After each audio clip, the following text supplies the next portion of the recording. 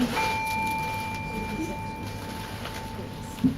just take a couple of breaths. Arriving in the moment.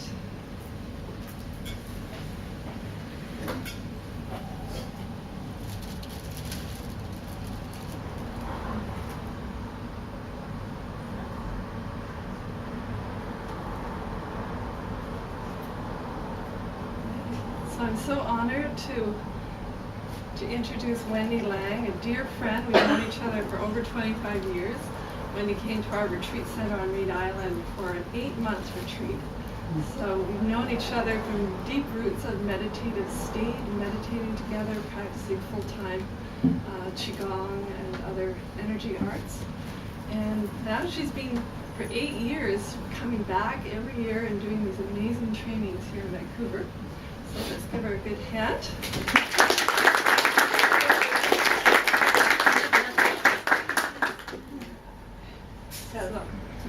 Thank you, Minke.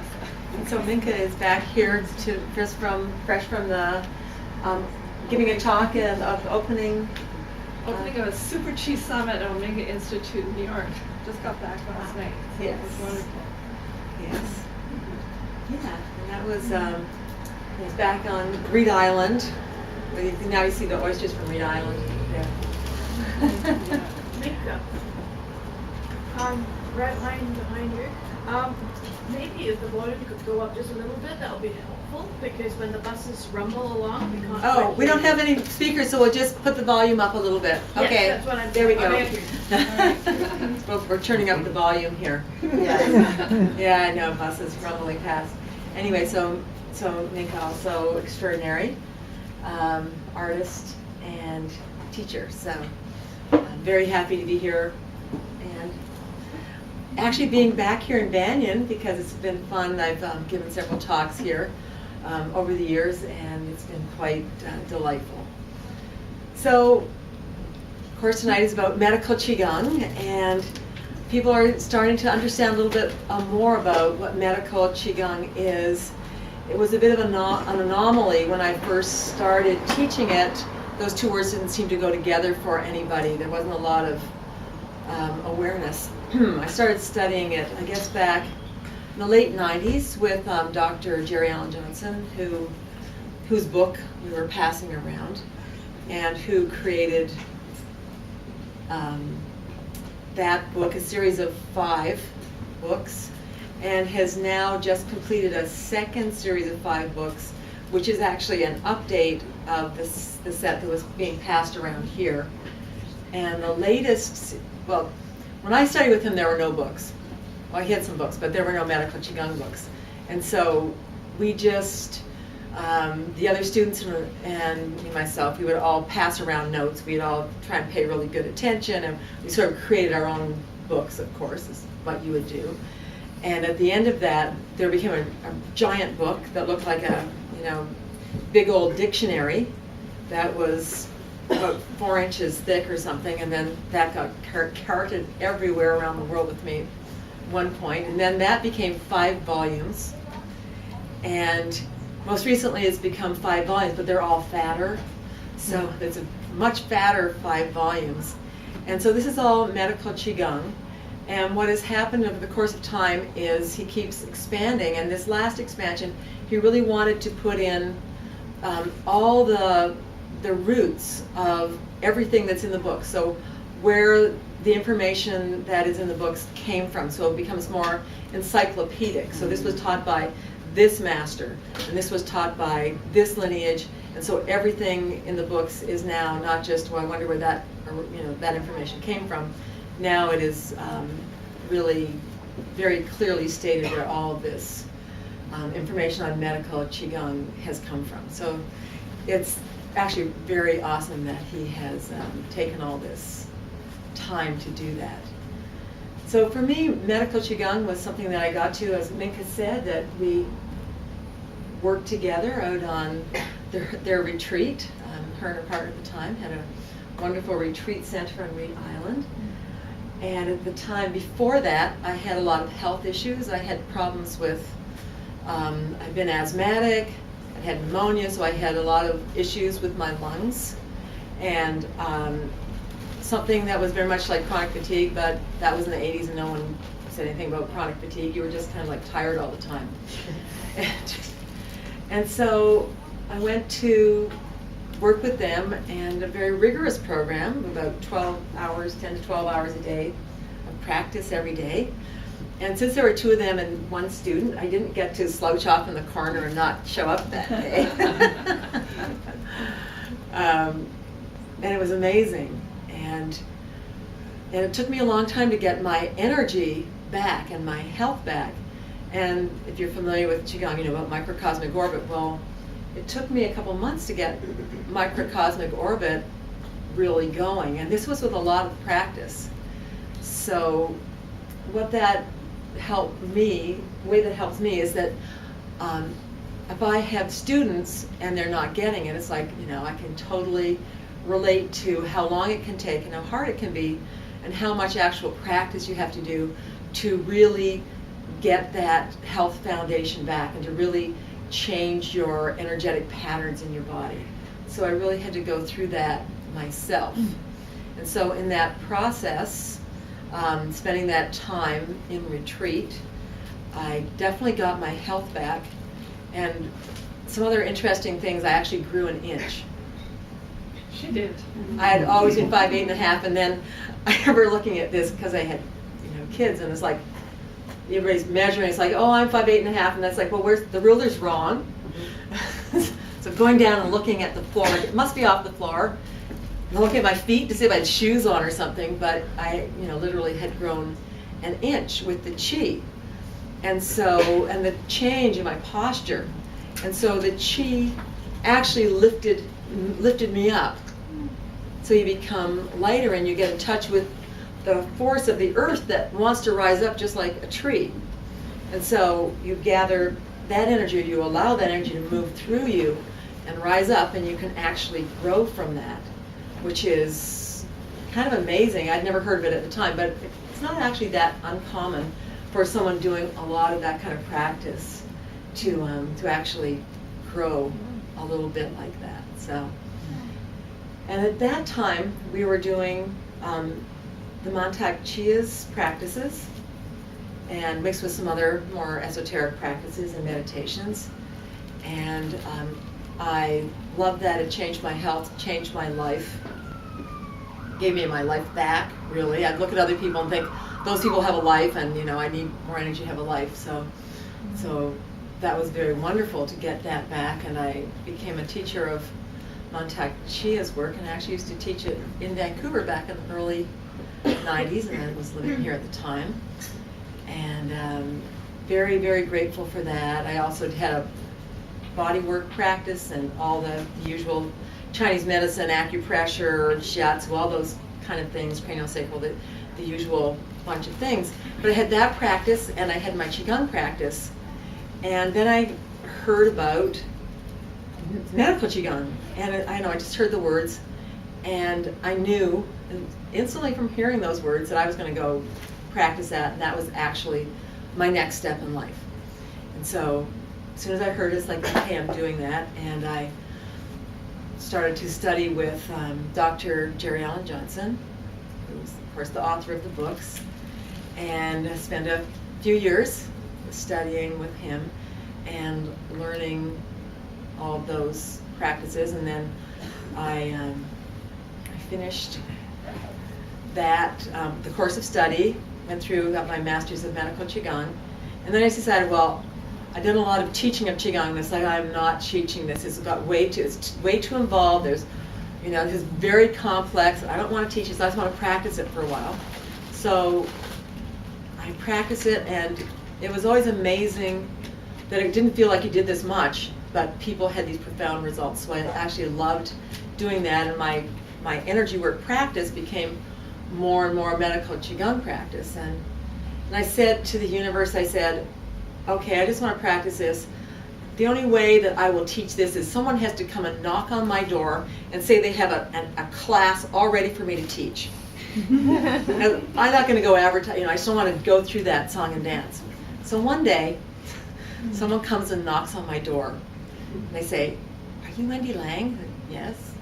Do you teach, or do you do medical Qigong? Yes. And she says, "Oh, I have a class where you can teach. We got this class all together. Someone else was going to teach it, and they couldn't teach it, and so we want to know if you would teach." And it's like, oh. I started this feeling of, I'm busted. It's exactly, there it is. So it's like, I just was like, yes, I guess I'm going to teach this. Give me a little time, because I'm going to have to like put it together. And so the universe sort of hurled me into that. I wasn't planning on it at all. It was like, I'm not teaching that. So it has progressed from there, and it's actually amazing to teach as well as to practice. So and such a blessing, and I teach it right through the master's level and kind of beyond, and things that I add on to it, and so that's a 3-year training with 4 seminars a year plus a clinic, and they're 5-day seminars each. So it's a very full-time teaching, and it's also, if you embark upon the study, it is also quite full-time. It takes you have to really commit yourself to it.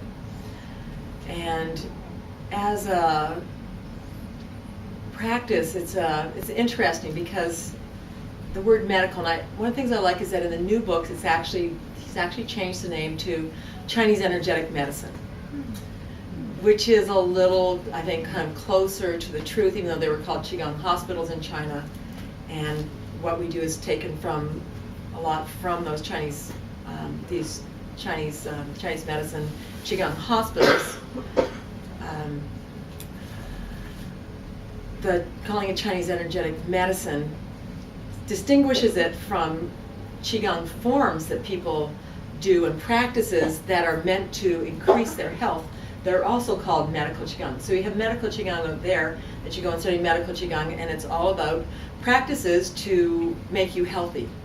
So the medical Qigong that I teach is a form of medicine that you would practice and, of course, work on other people. So it is it falls under the same category as an acupuncturist or an herbalist or what they call bone setters. And so in Chinese medicine, you have these categories. And so you have bone setting, which would be very much like chiropractic, and then you have chiropractic plus massage, because bone setting, massage is Twain-on, and all those things going together. Another category of everything about the herbs.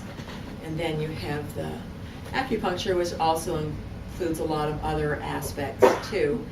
And then in China they had Qigong medicine too.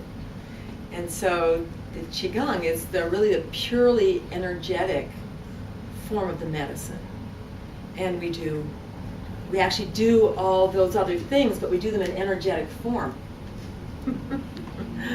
So we work energetically to, whether it's the bone setting, to shift people's body alignments, or we go out and we create herbal mixtures just energetically without actually taking any herbs. It will actually just bring the energy of the herbs into like a little dropper bottle.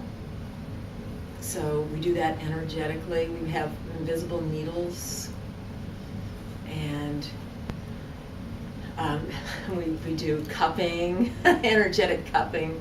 So we sort of incorporate the rest of Chinese medicine. Plus, we are also like the physiotherapy part, because we also, of course, do all the movement practices. So it's a very broad. Someone said to me, it's like you have to do everything, but we're doing it at this energetic level. Some of it we do on more of a physical level. Certainly you could think of, so we always break things down into the levels. We're always talking about the 3 worlds, and we have the physical world, the energetic world, and the spiritual world. And so when we look at things, we're generally looking at them as well. We do that in the physical level, relates to our lower dantian. We do things on the energetic level, relates to our middle dantian. We do things on the spiritual level, and that relates to our upper dantians. So we're always sort of looking at things that way. And so we do the exercise, and then we do a lot of more physical types of practice, breathing practices, postural alignment. So we can get very physical in Qigong in that way. So, and you can get martial arts. There's Qigong is a really powerful form, of course, of martial arts as well. So that's like from this level, from your Jing, lower Dantian level, the level of the earth. We also divide that into earth, man, and heaven. It's another way of dividing those parts. So that's very much connected to the earth. And then we work energetically a lot with our with the middle Dantian, so much the practices, and then when you elevate the basic Qigong exercises, you add the energetic component and the energetic understanding. And it elevates everything that's at that lower level, becomes more alive, more vibrant, more powerful by adding the energetic component and understanding. And then we do purely, also very purely energetic practices too. It's certainly with, so middle Dantian, you might be making a healing sound, or you might be sending colored light into someone, or you might be removing toxic chi from someone, you might be setting up energetic bubbles. There's all sorts of work that we do on this energetic level, and they can be, and that is also the level of healing. Healing we consider to be a big piece of it, is that energetic level. It's also very empathic because it's connected to the heart. In the middle Dantian, the middle Dantian is also about service to others, and it's our human interaction and relationships that we have with others. So that is very much here, middle Dantian, energetic world, emotional world. So that's physical world. Then we come into our emotional world, and also mental energy is here. And then from there we actually move up again into the upper Dantian, which relates to the heaven and the heavenly forces, the spiritual influences. And again, if you went back to exercises, when you bring that component in, so you're not just like moving the energy around, you're actually bringing in heavenly forces into your work, into your practice. So you're aware of the energy that surrounds you as being more than just energy, that it's actually full of spirit. It's very alive, and it is full of wisdom, it's full of light, and it's full of love. And so every time you breathe in, you're actually bringing spirit in. And so when you elevate these practices and you become now conscious on the spiritual level, and you begin to incorporate that in what you do, you've then just brought it up to even something even more powerful, more full, and more whole. Because we don't just talk about body, mind, spirit. We're very involved all the time in this work in body, mind, spirit. We look at creation as something that has come in, that everything has come in spirit, from the spirit into the energetic plane, and then showing up in the physical plane. And it doesn't matter what it is, it all has that same evolution. And you might think, well, that's a little odd. What about that chair? How's that come in that way? But if you actually meditated on this chair, easier than a chair, you would like a glass of water, so how has that evolved from the spiritual plane? But it has, this glass, if you meditate on that, we actually do these things. So you meditate on that and you become conscious of physical components and the amazing physical components of glass and of water, which we just think of as like, it's like just a glass of water. We put just in front of that, just a glass of water. And so you would meditate and bring your awareness into, well, water, of course, is, most people know, is a totally magical substance. But aside from that, the glass, and then the evolution of the glass, and all the beings who've come before who have created glass. So it has a whole ancestry. It didn't just show up one day as a glass. No, it evolved from people a really long time ago who's put their spirit into it. And so it actually has a lineage that brings it into actually being a glass. And then it was born, became that, and it's serving us in this really wonderful way. If I can take some water from it. And it has a birth, it has a lifespan, and it will have an evolution and a death, and it will also return back to nothing. But we would honor that as having a spirit to it. That's actually has a spiritual matrix to it. And so we also look at all of life as having a spiritual matrix. I probably got a little far out there. And so we look at everything as having these components, and that spiritual was the spirit of this, and it's the ancestral line and all that consciousness that actually created that. So it came in many ways it came in from spirit first. Spirit, the mental idea, and then the actual creation of the cup. So that's one thing when humans are making it, but so what about if you apply that then to the physical body, or things that happen to us with the physical body? So if someone has a disease, if we're dealing with something like we would call a lung stagnation, which could show up as maybe lung cancer, we look at that as the same way as coming in also having this spiritual, what is the spiritual component of that then creates the mental, that then created the emotional, that then created the physical. And then one of the nice things about that is, if you just look at this as, well, we know there's an emotional component to that, there's often a sense of judgment around that, like someone, if you hadn't done this, or if you hadn't thought that, if you hadn't been that way, that you would judge that, or you would judge yourself for having cancer. If I had been more, if I hadn't mentally had those emotions, I must have done something wrong to create this. And when you only work in the fields of the mental, emotional, as coming in to create the physical, which often happens in a lot of the energetic practices that are out there, it's looked at, okay, we understand that there's a mental and emotional component, but often the spiritual component is left out. You have to go to the spiritual component before you can see the perfection of everything.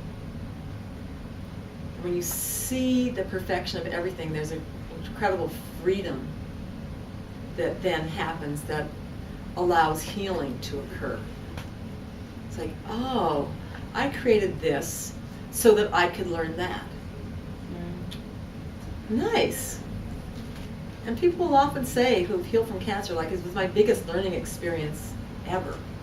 It's not an unusual thing at all to hear people say that. And when you look at it that way, you have to say, so what was this idea to learn? Well, that's the component that comes in from spirit in the healing process. And so, and it takes the blame away, and it takes the wrong away, because no one's ever actually doing anything wrong, but you have to find, and part of this is learning to find that place, is learning to find the perfection in everything. Maybe I'm not a little too far up there too. I've just been teaching a master's class, for the last 2 days, and it's sort of like you guys are all my master's level students right now. So we're hoping that you can absorb it at that. So the actual class, we don't go there immediately, but actually I whip people into it pretty quickly. The classes, it's almost like they're about spiritual growth and service, and those two things together. And the beginning class, the very first class, is a lot about, we don't work on anyone. Oh, actually, I throw a little magic in on the first class where you actually do some like, oh my God, I did something magic.